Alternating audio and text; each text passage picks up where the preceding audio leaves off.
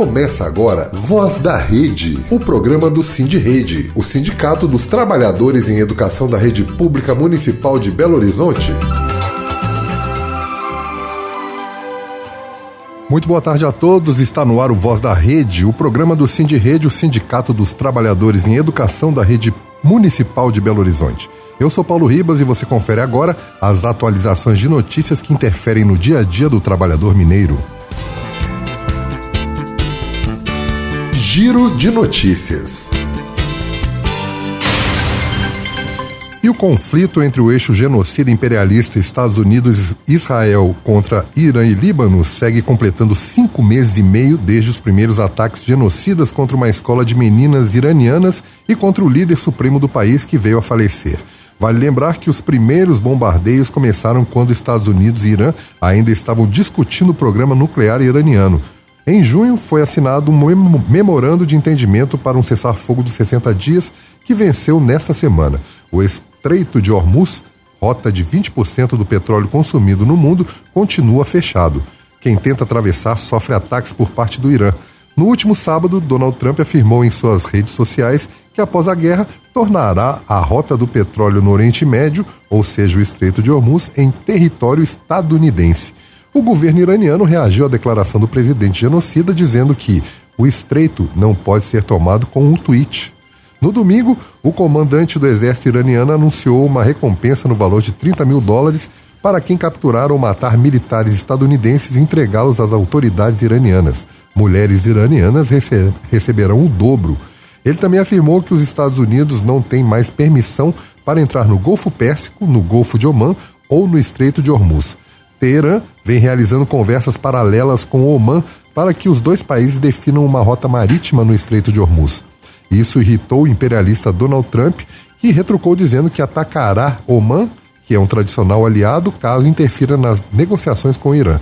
Trump também revelou ter um canal secreto de negociações para o fim da guerra com a Guarda Revolucionária Iraniana e disse não ter pressa para o fim das negociações. No entanto, o Irã negou que voltou a negociar com os Estados Unidos e indicou que as tratativas estão congeladas. E a guerra também tem provocado impactos dentro das Forças Armadas estadunidenses.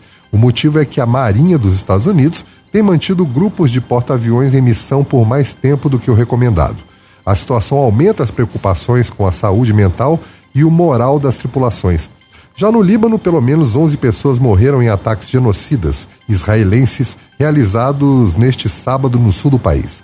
As autoridades libanesas afirmaram ser o maior número de mortes registrado em um único dia desde o início do acordo de cessar-fogo em junho.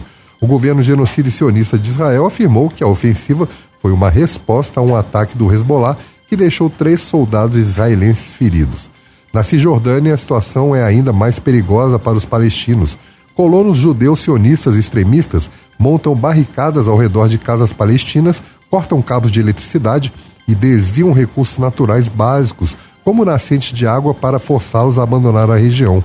O exército genocida de Israel intervém declarando as áreas sitiadas como zonas militares fechadas, ou efetuando prisões de palestinos moradores locais após os confrontos provocados pelos colonos.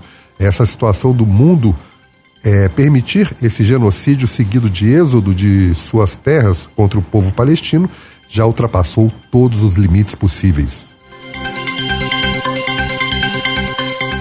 E quem critica o governo sionista e genocida de Israel pode ser punido, como aconteceu com Zé Maria, presidente nacional do PSTU, condenado a 2 anos de prisão em regime aberto pela 4ª Vara Criminal Federal de São Paulo. Na quarta-feira passada, dia 12, aconteceu uma audiência pública na Assembleia Legislativa de Minas Gerais, cujo assunto foi a defesa do povo palestino contra o genocídio em Gaza e o direito dos ativistas de criticar as ações do Estado de Israel. Além do Zé Maria, também participaram vários representantes de entidades que defendem a Palestina livre, inclusive a ativista Mandy Coelho, membro do Global Smooth Flotilla em 2026, que chegou a ser sequestrada na Grécia por militares sionistas. E por falar em sequestro, em mais um episódio de crimes de guerra, 2 médicos que atuavam no hospital Kamal Adwan, no norte de Gaza, foram sequestrados em 2024 pelo exército sionista e genocida de Israel e permanecem em cativeiro até hoje. O pediatra Dr. Hussam Abu Safia, que se recusou a abandonar recém-nascidos durante ordens de evacuação militar, e o Dr. Mohamed Obeid, ortopedista renomado do Médicos Sem Fronteira, estão sendo mantidos sem acusações formais sob a lei israelense de combatentes ilegais. Relatos de advogados e de organizações como a Amnesty Internacional e o Médicos Sem Fronteira indicam que eles estão sofrendo graves episódios de espancamento, confinamento solitário prolongado e grave perda de peso. As entidades exigem sua libertação imediata. O Supremo Tribunal de Israel rejeitou recursos recentes para a soltura dos médicos. Órgãos e relatores da ONU classificam a detenção dos médicos palestinos por Israel como arbitrária e ilegal. A organização denuncia os maus tratos, tortura e falta de acusação formal contra profissionais de saúde de Gaza, exigindo a libertação imediata dos reféns. A ONU reforça que profissionais e unidades de saúde possuem proteção absoluta sob o direito internacional e não devem ser alvos. Mas o Estado sionista, imperialista e genocida de Israel não se importa com mais nada a não ser dizimar o povo palestino e ocupar as terras que eram habitadas pelo povo árabe bem antes do Estado de Israel ser imposto no local. E na última quinta-feira, dia 13 de agosto, foi publicado o relatório Violência contra os Povos Indígenas no Brasil. A autoria é do Conselho Indigenista Missionário, CIMI. Os dados são de 2025 e revelam um aumento generalizado e alarmante da violência contra os povos originários em todo o país. Houve crescimento das invasões a territórios sagrados, dos conflitos por terras, dos assassinatos, dos índices de suicídio e também da mortalidade infantil, traçando um retrato de uma grave crise humanitária causada pela pressão econômica e pelas dificuldades jurídicas e principalmente legislativas. Os 3 eixos de violações analisados na publicação são violência contra a pessoa, contra o patrimônio e por omissão do poder público. Todos mostram altas expressivas. Foram registradas 258 mortes violentas de indígenas no país, um salto expressivo em relação aos 211 casos contabilizados no período anterior. Os estados com os maiores índices foram Roraima, com 82 mortes, Amazonas com 47 e Mato Grosso com 37. A violência armada por questões territoriais marcou o ano em áreas demarcadas há mais de uma década, que aguardam a conclusão do processo pelo Estado, como nas terras Tecoá, Guazu, Guavirá, do Paraná, onde 4 Ava-Guarani foram baleados. Nas terras Barra Velha do Monte Pascoal, na Bahia, ocorreu o assassinato do pataxó Vitor Brás. Nas terras indígenas Iguatemi-Peguá, do Mato Grosso do Sul, o Guarani Kaiowá Vicente Fernandes foi morto. O caso mais hediondo aconteceu na ilha do Bananal, em Tocantins. Um adolescente indígena que trabalhava para um pecuarista teve a pele marcada a ferro quente com a inicial usada para gado, sendo o segundo caso idêntico registrado na região em menos de um ano. O levantamento do CIMI explicita como a paralisia na prestação de serviços básicos essenciais e a omissão do Estado atuam como um fator de extermínio velado nas comunidades. O cenário de insegurança e vulnerabilidade dos povos em luta pela terra é resultado direto da vigência e do impasse em torno da lei do marco temporal, que é a Lei 14.701 de 2023, além de novas investidas do Congresso e do Judiciário contra os direitos constitucionais indígenas. No mesmo dia da publicação do relatório, o STF tomou uma decisão que põe em risco a soberania dos povos originários e favorece a ganância mineradora. O plenário chancelou a liminar do ministro Flávio Dino, que dá 24 meses para o Congresso Nacional regulamentar a mineração em terras indígenas. E, para piorar, estabeleceu um regime de transição que autoriza, na prática, o início do garimpo e da exploração mineral no território do povo Cinta Larga, uma área de 3 milhões de hectares entre Rondônia e Mato Grosso, que abriga grandes reservas de diamantes. Em vez de ser uma solução pragmática para a omissão de 37 anos do Congresso, a decisão é um verdadeiro ataque aos direitos dos povos originários e ao meio ambiente, um precedente perigoso que escancara as portas das reservas ambientais para a ação predatória do garimpo e das grandes mineradoras. No final de julho, o Voz da Rede trouxe os números do anuário do Fórum Brasileiro de Segurança Pública referente a 2025. O conteúdo nada animador do quesito violência contra a mulher mostrou uma elevação absurda na maioria dos crimes em todas as regiões do país.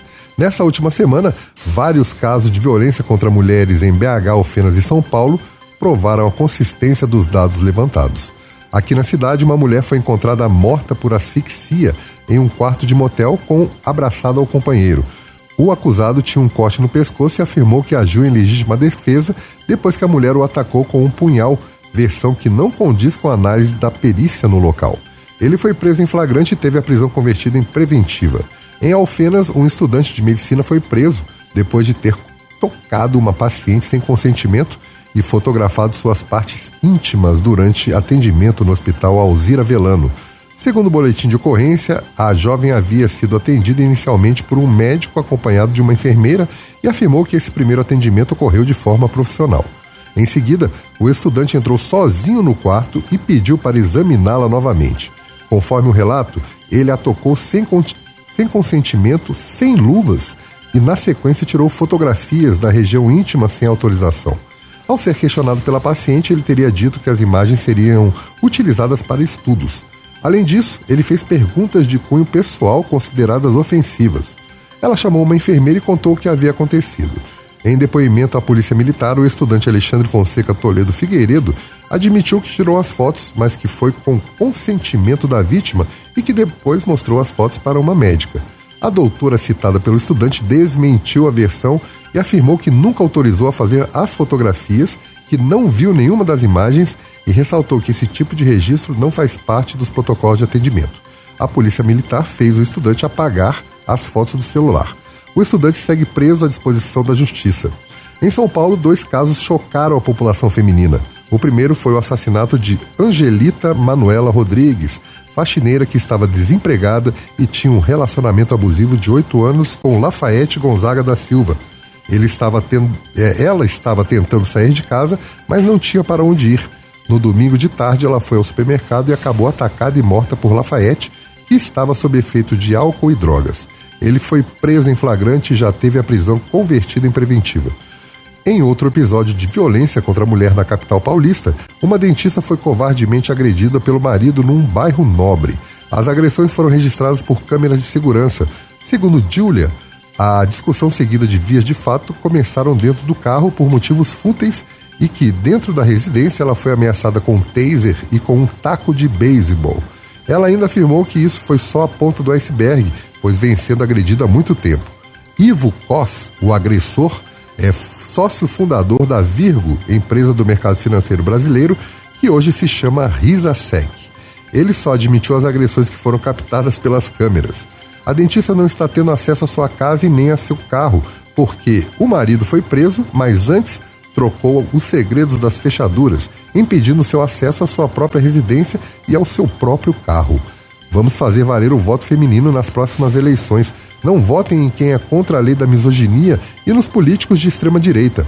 Vamos mudar esse Congresso que impediu vários avanços para as classes mais desfavorecidas durante os últimos 4 anos. E se você está sendo vítima de violência doméstica, procure ajuda através do telefone 181 ou procure a Defensoria Especializada de Defesa dos Direitos das Mulheres em Situação de Violência, o NUDEM, que fica na rua Araguari, número 210, quinto andar. Lá você encontra uma equipe especializada que vai orientar quem precisa de ajuda. Um novo levantamento foi divulgado na última quarta-feira, dia 12, pelo Observatório Brasileiro das Desigualdades. O documento jogou luz sobre a dura realidade vivida diariamente pela classe trabalhadora brasileira. Segundo o estudo, o rendimento médio da parcela de 1% mais rica da população ultrapassa em mais de 30 vezes o valor recebido por 50% de toda a população mais pobre do país. O relatório aponta que a disparidade social entre a elite burguesa e a maioria explorada no Brasil se aprofundou. A realidade vivida pela classe trabalhadora nas ruas, nos aplicativos e no comércio informal conta uma história muito triste, diferente dos parlamentares da extrema-direita, que enriqueceram mais de 4.000% em 4 anos. Enquanto a maioria das famílias trabalhadoras divide centavos para fechar as contas, a parcela ultra-rica do país, formada por banqueiros, agronegócio, políticos e grandes acionistas, abocanha uma fatia cada vez maior de toda a riqueza produzida pelo esforço coletivo dos trabalhadores e a especulação financeira. Essa situação é consequência direta da lógica de dominação do sistema capitalista e da manutenção de políticas econômicas neoliberais que garantem o pagamento da fraudulenta dívida pública e concedem isenções bilionárias aos grandes tubarões da economia, enquanto estrangulam o orçamento da saúde, educação e habitação com o arcabouço fiscal. Vale lembrar do Estado de Minas Gerais, que concedeu milhões em isenção fiscal para um grupo mínimo de empresários que contribuíram para as campanhas do Zema, mostrando que a estrutura tributária do país segue extremamente injusta. Em BH, o prefeito não para de privatizar, terceirizar e sucatear os serviços essenciais de educação e saúde. Mais uma vez, essa mudança passa pelas urnas. Vote em quem luta pela sua classe ou pela classe trabalhadora. Não eleja candidatos que não sabem o que é não conseguir fechar as contas do mês por falta de recursos. Uma médica de BH foi agredida e ameaçada por uma paciente no centro de saúde do bairro Pilar, em Belo Horizonte, na última quarta-feira. De acordo com uma testemunha, a mulher deu um tapa na profissional e fez ameaças contra a médica. Segundo o relato de uma pessoa que presenciou a ocorrência, antes que a agressão se agravasse, a situação foi contida por funcionários da unidade. A testemunha confirmou ainda que a paciente teria feito outras ameaças contra a médica. As duas foram encaminhadas para a delegacia, onde a paciente assinou um termo circunstanciado de ocorrência, por ameaça e pela contravenção penal de vias de fato, e foi liberada. No dia seguinte, quinta-feira, o atendimento na unidade foi parcialmente interrompido durante uma reunião dos trabalhadores com gestores da Secretaria Municipal de Saúde e representantes do sindicato. O procedimento foi encaminhado ao Juizado Especial Criminal para as providências cabíveis. Dados de 2025 mostram que a cidade registrou em média 8 ocorrências de violência em centros de saúde por dia. Os dados demonstram a falta de políticas para garantir a segurança dos trabalhadores da saúde na cidade. Mais uma vez, o prefeito demonstra que faz muita propaganda, mas não faz a gestão da cidade. Voz da Comunidade. Prefeito Damião é sacana demais com a população, é sacana demais. Cidade mal cuidada, saúde abandonada, transporte não funciona e ninguém aguenta mais. Prefeito Damião é sacana demais com a educação, é sacana demais. Não investe nas escolas nem nos profissionais, os estudantes sofrem e ninguém aguenta mais. E no Voz da Comunidade dessa semana nós vamos tratar de um assunto muito grave que está se passando nesse momento nas escolas da rede municipal. A prefeitura, em dezembro do ano passado, ela fez um movimento de troca de empresas terceirizadas que faria a contratação dos trabalhadores que atuam na educação municipal de Belo Horizonte. Inclusive, o Voz da Rede noticiou amplamente todos os passos desse processo, a greve dos terceirizados. Em dezembro, o prefeito assegurou que não haveriam demissões, que os trabalhadores que quisessem ficar teriam esse direito garantido. A construção da portaria, que foi a responsável pelo credenciamento das OSCs, responsáveis pela contratação dos profissionais de apoio escolar, que são esses profissionais que acompanham as crianças com deficiência, garantiu que esses trabalhadores teriam que ser contratados para as OSCs, que as OSCs só poderiam completar o seu quadro após ofertar o emprego para esses trabalhadores que já estavam. Por razões muito objetivas, mas a principal delas porque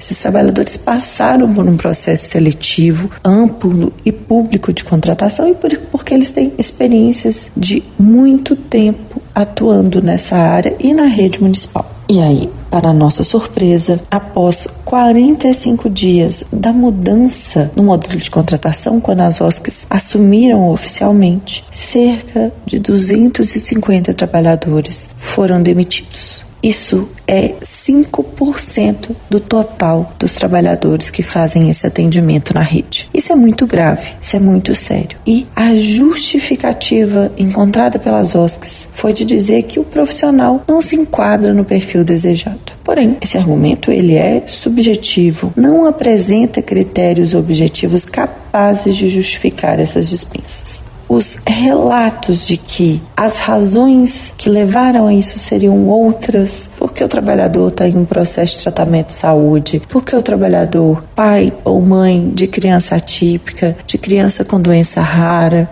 acabaram sendo muitas outras coisas que permearam. Em alguns casos, há relatos de que direções de escolas teriam solicitado a permanência desses profissionais e as OSCs não teriam acatado, dizendo que essa escolha é inteiramente delas. Nós vamos ouvir agora um depoimento de uma trabalhadora dispensada nesse processo. Hoje eu trabalhei às 10h30 da manhã, fui surpreendida com o meu nome sendo falado no microfone da escola que eu tinha que comparecer integrado, que não tem nada a ver com o apoio do campo. Ali eu já achei estranho. Ao descer a escada eu vi a diretora cochichando e ali eu já senti que coisa boa não vinha. Devido aos grupos que eu participo, ali eu já percebi que eu ia ser mandado embora. Ao chegar na sala, com muito pesar, eu não queria estar sendo mensageira disso, mas eu falei assim, eu estou sendo demitido.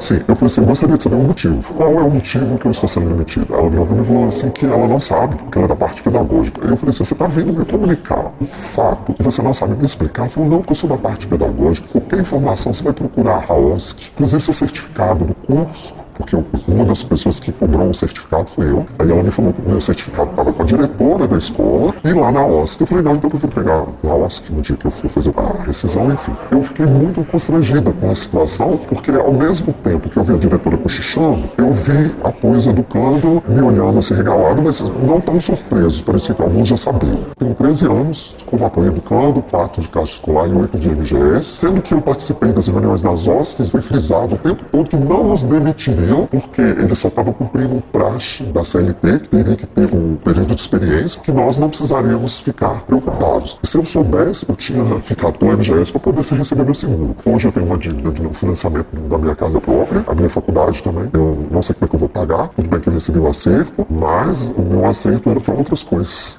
Eu me senti um lixo, mas ao mesmo tempo eu me senti lisonjeado, porque ao receber o comunicado às 10h30, eu fui na sala para pegar minha garrafa de água, comunicar o fato à professora, que eu já estava dispensado, que a criança ia ficar lá sem um apoio. Ela ficou surpresa e ela falou assim, nossa, logo você que é tão dedicada, que é tão amorosa, que corre atrás. Eu falei, exatamente. As crianças todas atentas, começaram, você vai embora, porque eu não quero que você vá embora. E agora nós vamos ouvir 2 depoimentos de 2 trabalhadoras que foram dispensadas e que acreditam que a principal razão da sua dispensa é por elas serem mães de crianças atípicas. Sou mãe de 2 crianças atípicas, passei no processo seletivo, atuo na profissão há 3 anos, consegui a minha redução de carga horária com a ajuda do sindicato. Na transição com a OSC, desde o início foi comunicada essa condição e a OSC garantiu que seria passado esse direito para eles. Desde o primeiro dia que eu estive na OSC já foi batido o ponto da carga de meio horário. Isso todos já estavam cientes. Inclusive, mandei todas as documentações dos meus filhos e já estava fazendo um novo processo no sindicato da OSC. A diretora me comunicou que foi pega de surpresa, que ela não estava ciente dessa demissão, inclusive mandou e-mail para a regional, notificando, e para a própria OSC da insatisfação da minha demissão. Em conversa com a OSC, eles me comunicaram que seria um remanejamento interno. A reflexão que fica é que, na verdade, a inclusão, ela está disfarçada de uma segregação. Na verdade, nunca foi uma inclusão, é uma segregação. Além de funcionárias, nós somos mães atípicas. E as crianças, elas têm o direito de acompanhamento. São crianças da rede pública de ensino e somos cobrados também pelo desenvolvimento desses alunos. E temos o direito de acompanhar os nossos filhos às terapias e, como funcionário também, nos dá o direito de permanecer com essa continuidade de tratamento. Eu entrei na MGS em 2018. Aí fiz o curso, aqueles preparatórios, né, para poder passar no concurso, passei direitinho. Entrei com advogada, eu consegui a causa do meu menino, autista, uns 2 anos ou mais que eu já estou no meu horário. Aí entrei para a OSC agora, avisei da situação, o rapaz falou comigo, não, tá tudo bem, você vai ficar tranquila no seu emprego. Aí sexta-feira, trabalhei normal, fui para casa, aí recebi a demissão. Por isso que eu tô aqui hoje. E com muita tristeza, viu? Porque a gente é tratado como lixo. Infelizmente. O que está acontecendo é muito grave e a principal desconfiança do sindicato e que tem muitas questões que apontam para isso, é de que se trata de uma tentativa das OSCs de contratar pessoas da confiança delas, alegando que eles estão dando a formação. Porém, a gente sabe que a portaria que normatiza o contrato, ela garante que tem que ser feito um processo seletivo público com critérios claros e objetivos. Que a educação pública, ela tem que ter critérios claros e objetivos do porquê aquelas pessoas estão sendo contratadas, porque é gasto do dinheiro da população. O Sindirrede já fez uma denúncia ao Ministério Público, teve ontem uma reunião no Ministério do Trabalho e Emprego. Estamos tentando cessar as demissões e reintegrar aqueles que já foram demitidos.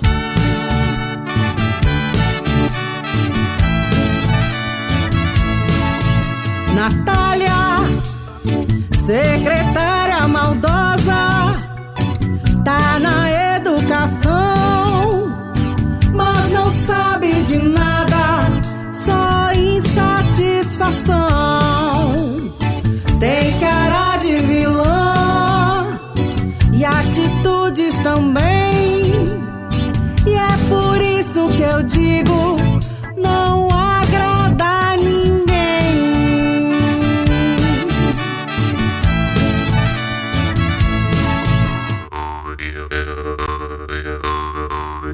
Por dentro da questão. Boa tarde a todos os ouvintes do Voz da Rede. Nessa semana, Por Dentro da Questão vai tratar um pouco de um assunto que o prefeito fez muita questão de propagandear, que é o aumento do IDEB em Belo Horizonte. Então, para conversar um pouco sobre o que é esse índice, o que é essa sigla, nós vamos conversar com o professor Daniel e vamos também tratar da viagem, da caravana que a secretária municipal Natália Araújo está garantindo com uma turma de trabalhadores que estão na gestão, que estão nas diretorias regionais de educação, nas gerências regionais de educação ou na própria SMED, para um evento em Sobral, que também é tido como um modelo desta lógica educacional. Obrigada, Daniel. Pode se apresentar. Oi, boa tarde, ouvintes, boa tarde a equipe do sindicato, da rádio. Eu sou o professor Daniel, trabalho com crianças pequenas, trabalho com o 3º e 4º ano, já há um certo tempo. Sou mestre em educação e um curioso nessa questão das avaliações em larga escala. Tenho aprofundado alguns estudos sobre essa temática e espero poder ajudar o sindicato, espero poder ajudar a luta dos trabalhadores em educação. Daniel, a gente gostaria de agradecer muito a sua presença e destacar que, além de você ser um companheiro nosso, professor da rede municipal, da rede de Vitória, no Espírito Santo, você também é um pesquisador sobre IDEB, lançou um livro, A Ilha e Ornitorrinco, a dualidade do IDEB no município de Vitória. Esse livro, inclusive, tem na biblioteca do nosso sindicato, está disponível para empréstimo para quem desejar. E nesse livro você fala um pouco justamente sobre as contradições do estabelecimento desse índice, que a princípio ele tinha a ideia de ser um índice que avaliava a educação básica para produzir melhores políticas públicas a fim de qualificar a educação básica, mas ao longo do tempo ele foi adquirindo muito mais um caráter de ranqueamento e de punição em alguns casos, porque continua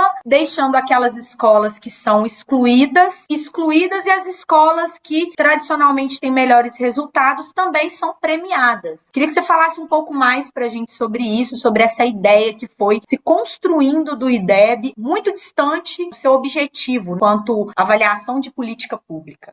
Olha, Thalita, eu venho me preocupando com essas avaliações porque, no meu entendimento, esse instrumento IDEB, ele tem sofrido deformações que eu não sei se é deformações de uso no processo ou se é da sua própria natureza. Então, eu ainda não fico tranquilo em responder essa questão. Se é o uso, se é o processo dos últimos 20 anos na sua aplicação ou se é da sua própria natureza que a gente precisaria de entender melhor. Mas o que eu tenho observado é que o IDEB, seja o IDEB nível Brasil e seja o sistema de avaliações estaduais, aqui no Espírito Santo é o PAEBS, provavelmente tem um sistema de avaliação estadual, eu observo que esse sistema de avaliação, em especial o IDEB, ele ignora as diferenças sociais. Logo, eu tenho um instrumento de avaliação acreditando que eu tenho um aluno igual. No que ele ignora as desigualdades sociais, ele se nutre das desigualdades sociais. O próprio sistema se nutre das desigualdades quando ele estabelece competições, comparações, ranqueamento. Quando ele faz um conjunto de alterações, eu, por exemplo, Thalita, não sei se você é dessa tese, eu entendo que a BNCC existe em razão das avaliações de larga escala. É estranho, né? É estranho, mas eu encontro essa tese no livro da Ravitch, da Anne Ravitch, aquele Vida e Morte do Sistema Educacional lá nos Estados Unidos. A Ravitch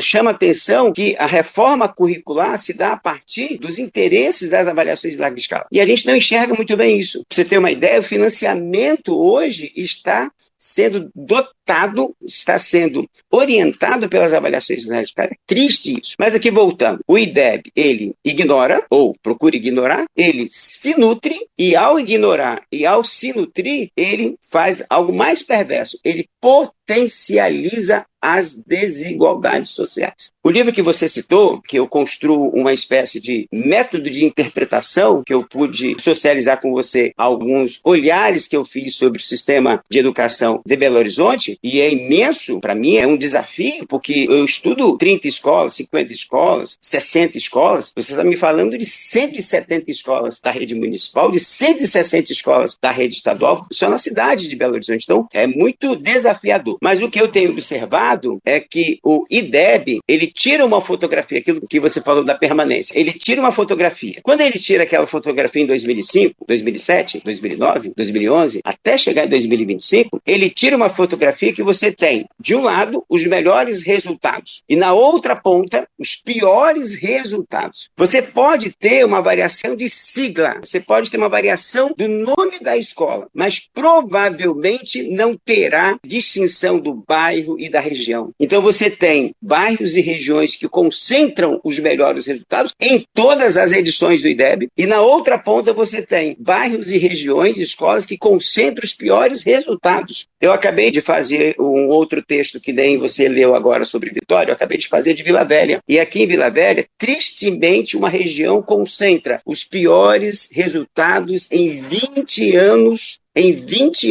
de avaliação. Se alguém está me dizendo que o IDEB está servindo para planejar, então isso é planejado. Essa dualidade, esse disparate está sendo planejado. Ou o IDEB não está servindo de nada. Ele só está tirando a fotografia de uma realidade crua, cruel, das desigualdades socioeconômicas que estão sendo estampadas nos resultados. Desculpa, eu acho que eu me alonguei nessa primeira questão, me empolguei, tá? Mas pode vir com a outra aí, por favor.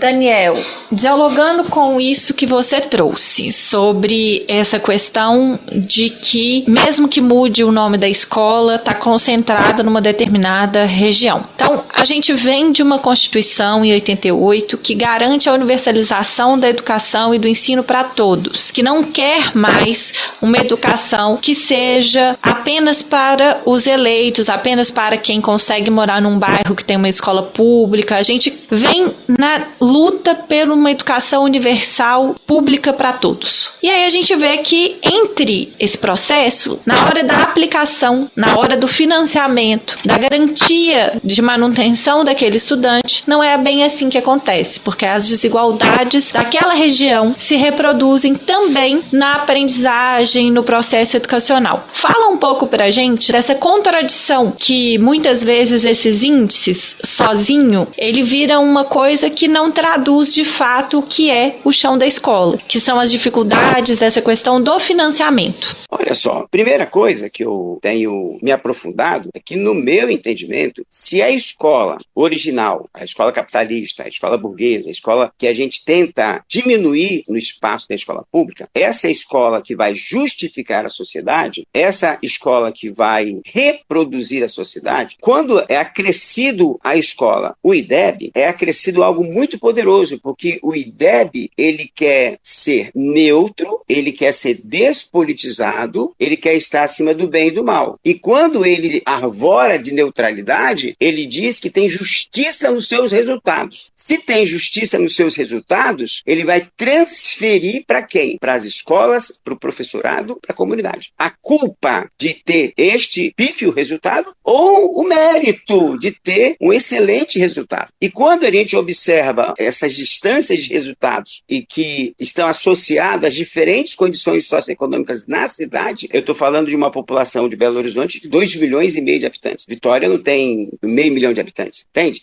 Então, assim, provavelmente você tem regiões em Belo Horizonte que estão maiores do que a cidade de Vitória. E as cidades vizinhas aí no entorno de Belo Horizonte, você tem Betim, você tem Contagem, que são populações um pouco maiores, também vivem essa contradição. Mas, enfim, o que eu quero chamar a atenção, e aí você está correta, se a escola vem no sentido de, na sua neutralidade, isentar as ascensões e aceitar uma meritocracia, nós observamos que existe uma falsa meritocracia. Se eles falam de uma competição, não são competições entre iguais, não têm as mesmas condições. E os resultados disso, na desculpa de que existe uma neutralidade do instrumento e no procedimento, então está legítimo. Está legítimo que a periferia tenha os resultados ruins, está legítimo que setores das escolas públicas, não estou dizendo que é elite, estou falando que são filhos de trabalhadores, são trabalhadores assalariados, que têm uma casa própria, que têm um automóvel, que não está correndo atrás de pagar aluguel, mas onde você encontra o subemprego, onde você encontra pagar aluguel, onde você encontra o índice baixo de escolaridade da família, onde você encontra uma desagregação social do ponto de vista social e econômico e político maior, você vai ter resultados bem diferentes. E, infelizmente,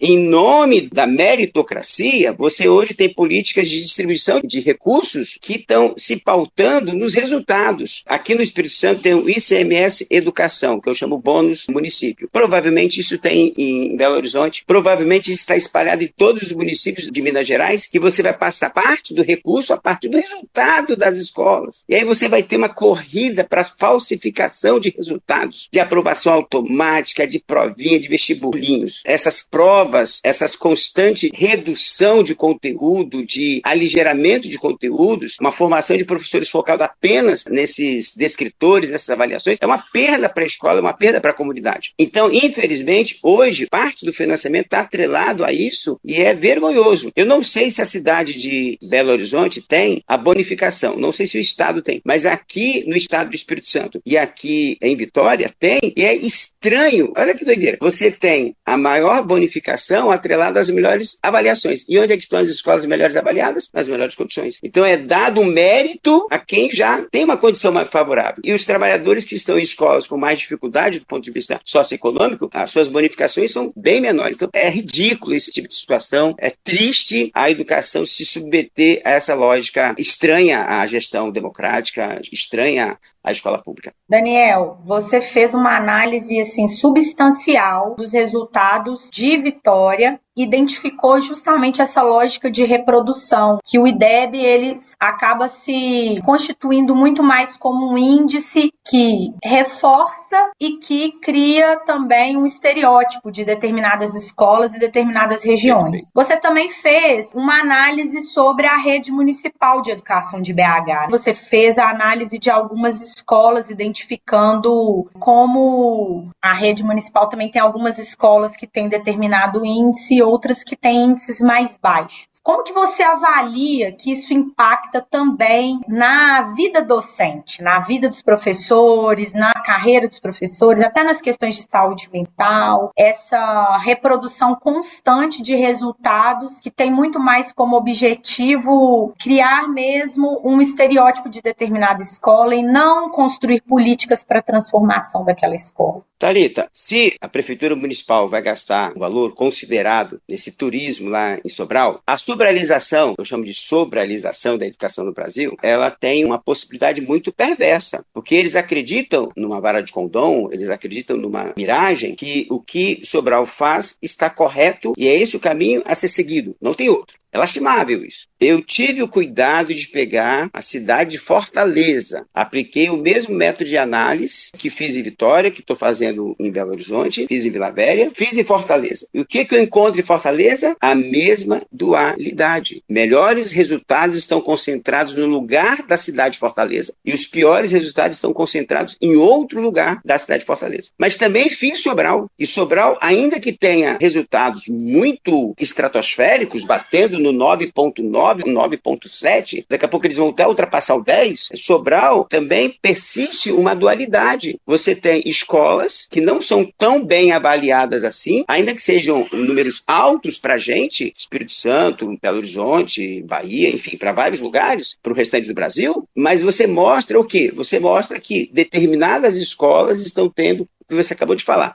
não conseguem garantir esse mesmo percentual. Eu encontro a razão disso na desigualdade socioeconômica, nas condições adversas. E mascarar índice, isso o Sobral consegue fazer com maestria. A aprovação automática, a retirada de estudantes com dificuldade no dia da avaliação, tem todos uns esquemas que a gente chama de burla não oficializada, que é triste. Aqui em Vitória, até aluno reprovado por falta está sendo aprovado, porque tem que ser garantido o índice. Mas voltando aqui no caso, a gente tem sobre Belo Horizonte. Eu peguei agora esse último resultado, Thalita. Realmente, Belo Horizonte dá um salto no F1 de 5.8 para 6.2. Mas outras escolas também o fazem. Outras cidades aí da região também o fazem. Sabará manteve 6, Vespasiano de 5.9 para 6.1, uma caiu, outra subiu 3. Enfim, esse crescimento que é justificado aí no Rio das Neves, 5.4 para 5.7, Contagem 5.6 para 5.9, enfim, teve um crescimento, assim, parece que no Brasil inteiro teve um crescimento, aqui também teve e tal. O crescimento em si é interessante, é legal, mas me preocupa é a dualidade, é a discrepância entre os resultados. Infelizmente, as desigualdades são tamanhas. Eu observei no material que eu te passei agora, Thalita, primeiro rascunho, você me pediu hoje, eu consegui fazer rápido para a nossa conversa de agora, eu consegui observar, por exemplo, que entre os 20% melhores resultados, perto de 30 escolas no F1 e no F2, eu tenho 9 escolas, vocês não vão acreditar, eu tenho 9 escolas que conseguem estar entre os melhores resultados no F1 e no F2.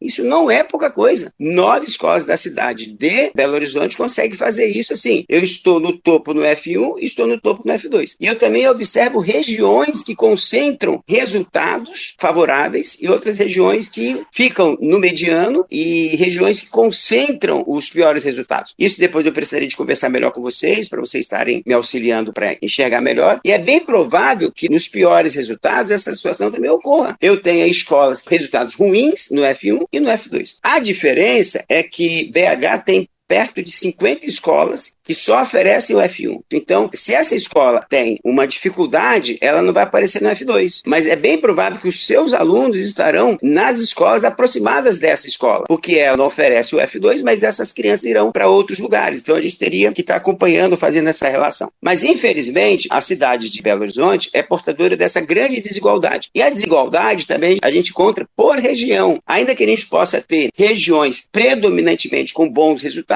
e outras com resultados ruins, mas nós temos no próprio interior da região, nós estamos falando de 10, 15 bairros, não são todos homogêneos, tem disparidades, tem contradições. Você pode ter uma região, um bairro, uma região de bairros de classe média, mas um ou outro ali está com mais dificuldade, está com mais dificuldade econômica, e isso permeia todas as regiões. E, de certo modo, vai se reproduzindo os resultados. É importante, Daniel, acho que você trouxe algumas coisas, é importante só a gente antes esclarecer. Quando você fala F1, F2, nós estamos falando do ensino fundamental 1, anos iniciais, de 1º a 5º ano, e F2 é o fundamental 2, anos finais, de 6º a 9º ano. Mas é importante algo que você traz, Daniel, que quando a gente pensa em Sobral e dessa sobralização da educação brasileira, a gente vai ter ensinos muito atrelados à avaliação de desempenho em larga escala. Então, uma das principais críticas que se tem ao modelo educacional de Sobral é que ele é um modelo que privilegia conteúdos, não conteúdos como um todo que está lá na matriz curricular, mas conteúdos que vão ser cobrados nessas avaliações e que direcionam avaliações próprias para isso. Belo Horizonte teve a sua tentativa há alguns anos atrás, do Avalia BH, voltaram a dizer que fariam, recuaram, mas provavelmente nessa leva pode ser que se volte para essa ideia de ter uma avaliação própria, além do SAEB, que é a avaliação estadual, e o IDEB, né? Então você passa a ter um ensino que não ensina mais o conteúdo como um todo. Ele vai privilegiar aquilo que é cobrado em prova. Qual que é o problema que isso traz para a educação pública, que é uma educação que deveria atender a todos e, de fato, formar um ser humano por completo? Qual o problema exatamente? É o final. Ele não consegue fazer isso porque ele faz uma outra opção. Ele faz uma opção que não é nova, é uma opção para produção de mão de obra de baixa qualificação, de baixa formação, pouquíssima criticidade, que é cruel, porque nessa onda de conseguir o índice, eu desidrato conteúdos. Eu não mais me preocupo e me aproprio de determinados conteúdos porque eu tenho que melhorar minha performance nos resultados. E, por outro lado, você tem na mecânica do IDEB a ideia da promoção automática, que, infelizmente, as classes populares estão sendo mais atingidas, porque ela falsifica os resultados nas promoções automáticas e são exatamente as nossas crianças com mais dificuldade do aprender, com maior exigência de atenção do profissional, do ponto de vista da intervenção e do ponto de vista do material a ser utilizado com essas crianças. Em nome de que a gente tem que melhorar o ranking, o índice, se eu puder jogar esse menino para frente, ele vai. Quem recebe, vai levando para frente. A última coisa é que ele aprenda, que ele consiga se apropriar dos conhecimentos. Infelizmente, nós vamos ter uma concentração maior de situações de não aprendizagem com alto índices de avaliação. Olha que curioso. É um percentual grande de não aprendizagem com uma avaliação positiva, sobretudo nas classes populares, porque essas crianças não terão o suporte, aquilo que o poder público deveria garantir, não está sendo ofertado, mas também precisa ser garantido os índices,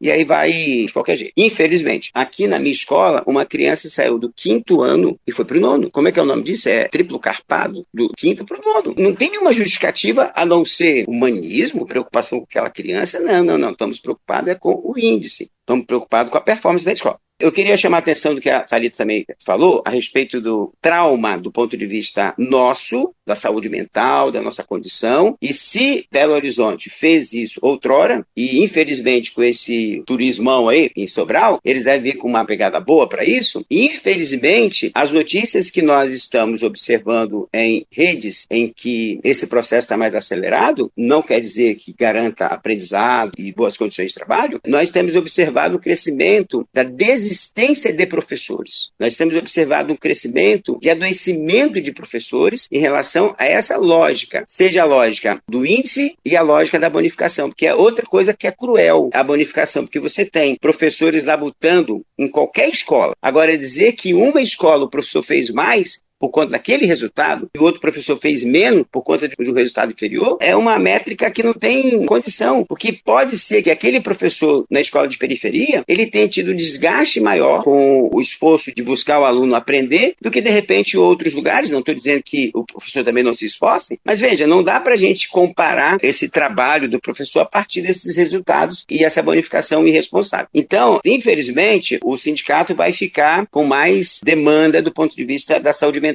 dos colegas professores em relação a essa loucura que é estar em sala de aula em razão das avaliações e da bonificação. Daniel, a gente já vai encaminhando para o final. Gostaríamos de agradecer muito a sua participação aqui. A gente espera que possamos fazer outros momentos como esse na nossa rede, no nosso sindicato, inclusive, porque as questões que você traz de reflexão são muito importantes para que a gente entenda que processos educativos de qualidade, eles precisam necessariamente serem feitos com valorização dos profissionais da educação e, claramente, valorização dos professores, professores, plano de carreira, concurso público, boa remuneração, boas condições de trabalho. E nessa boa condição de trabalho, também só é possível uma educação de qualidade com uma escola bem estruturada. Você também faz parte da campanha nacional pelo direito à educação, então um dos elementos que a campanha destaca muito é um fator de luta da campanha, que é o custo aluno-qualidade, que é as escolas terem um mínimo de estrutura, sem o qual não se pode ter escola no Brasil. Então, bibliotecas com livros, salas bem estruturadas, mínimo de professores. Então, isso é fundamental para você ter uma educação de qualidade, mais do que estabelecer índices que são índices que mais representam falseamento da realidade do que, de fato, a realidade concreta. Queria agradecer, vou passar a palavra para Carol e dizer que nós estamos abertos para esses e outros momentos, porque foi muito bom para nós conversar com você. Agradecer, Daniel, dizer para quem nos ouve que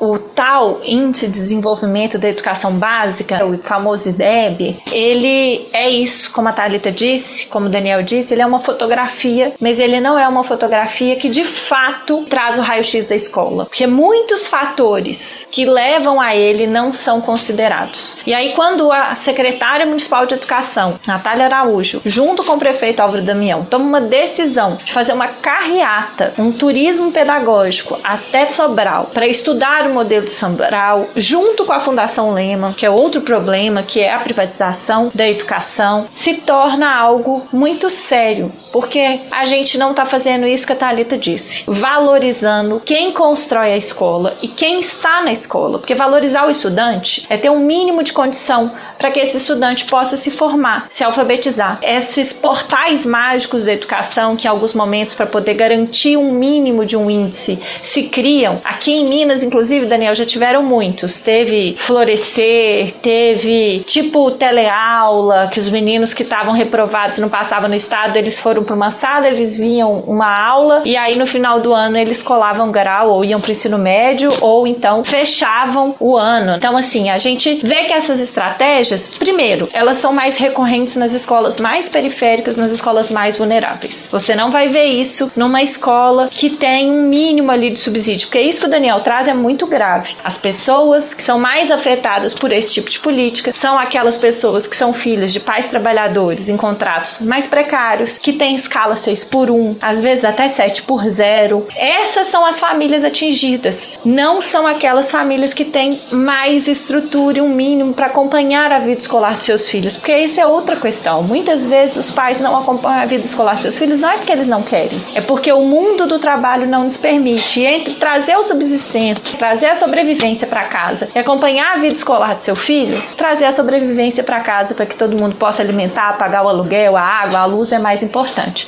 Por trás dessa ideia tem outras coisas que falam da desigualdade, das condições do nosso país. Te passo a palavra, Daniel, para fazer o fechamento. Carol, eu gostei da sua fala aí, muito bacana, né, de expressar. Eu queria combinar de colocar um outro livro aí na biblioteca do sindicato. A realidade da situação de Belo Horizonte a partir do IDEB. Acho que é tranquilo. Se eu fiz isso em Vitória, a gente pode estar fazendo um, e eu quero convidar a Thalita para a gente já disparar esse texto aí, desse material que eu passei, Thalita, que eu acho que dá para os colegas tomarem um conhecimento mais apurado, e eu sei que eles discutem na escola isso, mas eles só meio que guiariam um pouco essa consideração, porque não dá para os professores se culpabilizarem. Não estou falando que nós temos que fazer o coro do irresponsável. Isso não é comigo. Isso é conosco. A condição de trabalho, as relações de trabalho, a qualidade que nós estamos oferecendo à nossa garotada é conosco, fala da gente. Agora, nós não podemos entrar no processo de culpabilização porque isso nos autodestrói. E pior ainda é entrar na lógica individual. Eu vou conseguir resolver com a bonificação, eu vou conseguir resolver isso com uma melhor ascensão acadêmica. Não, a luta é coletiva, a luta é junto, porque a garotada que está chegando ao magistério não sei se suporta o que nós já passamos. Não estou dizendo que eles não têm lugar. Aqui na minha escola mesmo, nós já perdemos 2 jovens professores que falaram assim, eu vou procurar outro negócio que isso aqui não dá para mim não. Achei honesto, mas veja, pessoas com condição de estar contribuindo para o magistério acharam melhor ir para outro lugar. Carol e Thalita, eu me coloco à disposição da gente estar aprofundando esses estudos e eu quero agradecer o carinho e a atenção e espero poder estar ajudando aí a luta sindical, a luta dos trabalhadores em defesa da escola pública e valorização profissional. Obrigada, Daniel. É um prazer falar com você, a gente agradece. Muito Muito obrigada, Daniel, pela disponibilidade, né, e por dividir conosco, que a gente sabe que a pesquisa ela é sempre fruto de algo muito árduo. Quando o IDEB é divulgado, quase sempre a discussão pública se resume a uma pergunta: a nota subiu ou caiu? Mas será que esse índice consegue, sozinho, dizer se uma escola oferece educação de qualidade? O IDEB ele mede aspectos importantes, como o fluxo escolar e o desempenho dos estudantes em avaliações de língua portuguesa e matemática. Mas o problema começa quando esse recorte passa a ser tratado como se representasse toda a qualidade da educação. Porque educar é muito mais do que preparar estudantes para responder uma prova. É garantir formação humana, cidadania, conhecimento, condições adequadas de ensino, profissionais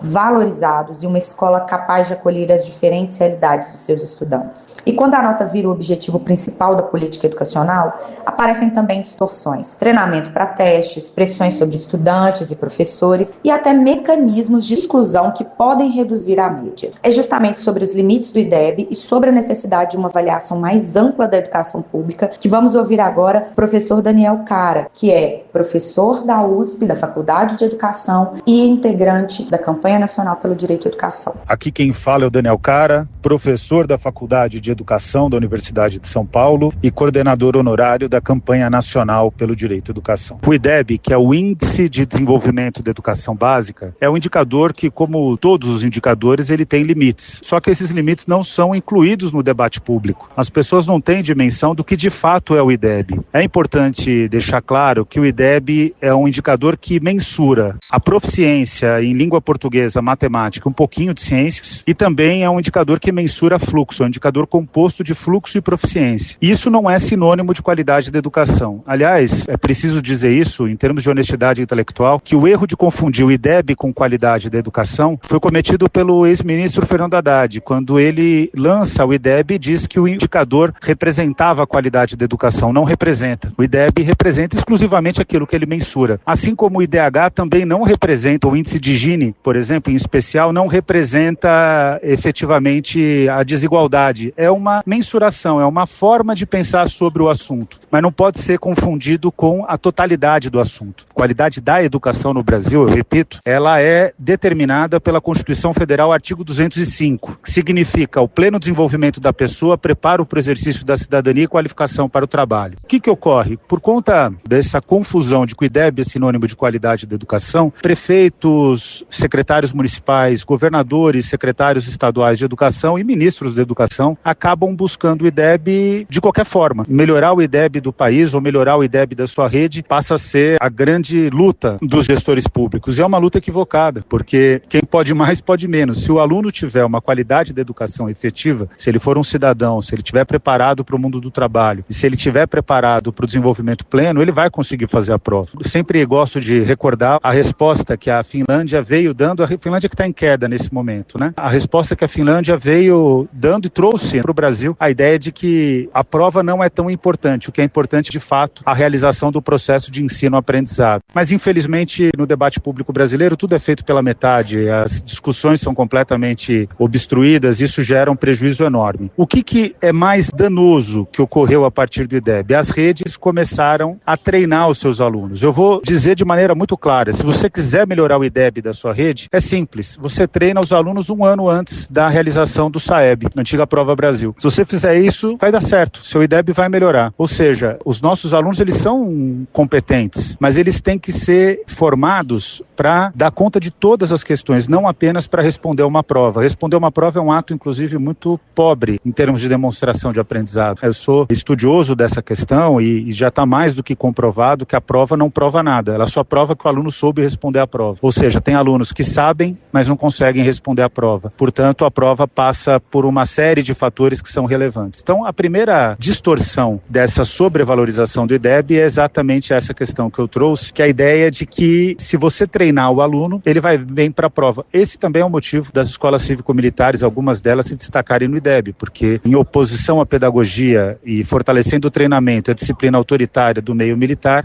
os alunos acabam tendo um resultado bom na resposta da prova, mas péssimo em termos de aprendizado, formação para a cidadania, formação para a plenitude da vida e para o mundo do trabalho. Um cidadão submisso não vai ter condições efetivas de encarar o século XXI. É importante deixar isso bem claro. A segunda coisa que tem ocorrido para aumentar o IDEB a qualquer custo, tem sido promovido por algumas redes públicas, é fazer uma amostragem amostragem para que os alunos que vão prestar o SAEB sejam os alunos com melhor desempenho, ou seja, excluir os alunos com pior desempenho. Isso tem sido uma política bastante recorrente. Alguns municípios, inclusive, têm vivido CPIs para poder dissecar o que está ocorrendo dentro dos seus municípios, para compreender uma ascensão muito forte da nota de um ano para o outro. Todo mundo que é educador, que sabe a realidade da educação, quem já foi aluno sabe que você não muda de 9 para 6 a média de uma turma, tampouco a média de uma escola, tampouco a média de uma rede pública. Isso não é sustentável. O IDEB acaba criando essas distorções. E o terceiro fator que é mais preocupante, existem outras modalidades de fraude, por exemplo, professores auxiliando alunos no dia da resposta à Prova Brasil.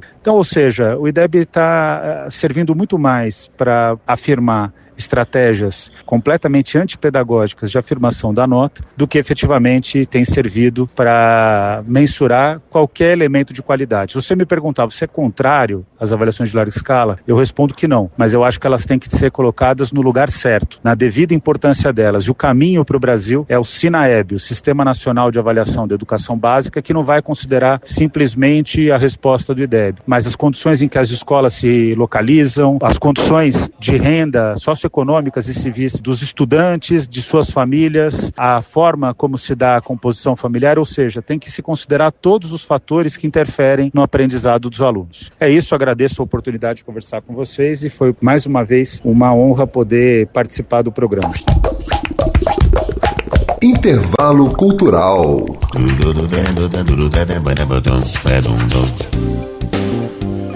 E nesta quinta-feira, dia 20 de agosto, acontece o lançamento do documentário Anistia 79 em todo o Brasil. O filme retrata a Conferência de Roma de 1979, o maior encontro de exilados brasileiros durante a ditadura militar. Na pauta, a abertura política e a punição a torturadores.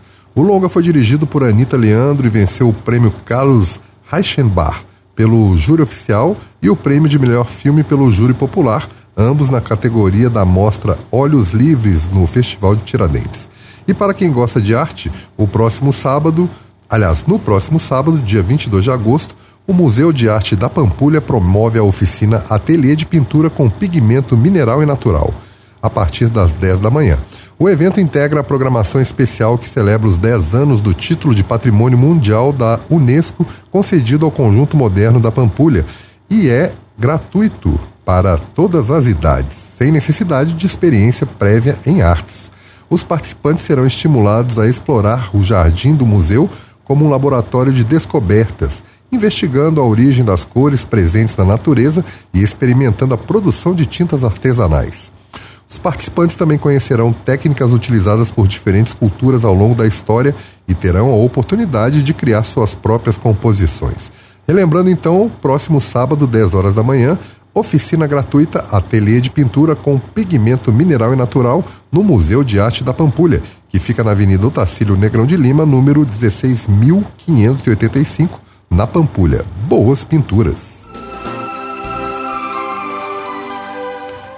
E chegamos ao final do Voz da Rede. Se você não conseguiu acompanhar todo o programa ou o programa anterior, procure por Cindy Rede no SoundCloud, no Spotify, no Deezer, na Amazon Music, no YouTube Music ou no YouTube.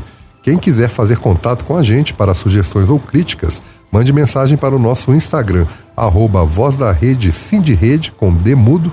Obrigado pela audiência e até o próximo programa. Termina aqui Voz da Rede, o programa do Sindirede, o Sindicato dos Trabalhadores em Educação da Rede Pública Municipal de Belo Horizonte.